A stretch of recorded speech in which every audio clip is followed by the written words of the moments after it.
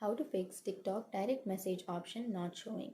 So if you're facing a problem with TikTok direct messages, then first you need to open up your TikTok application, and then you can simply choose an account. So I'll be choosing this particular account. You can swipe right, and here you will have your account, right? Like here you will have your friend's account or anything. So if you don't find the direct message option, then the first thing you need to do is you have to follow that account first. So if you don't follow that account, you won't have an option of message. So first tap on that follow button, and after that you will have this send a hi message, right?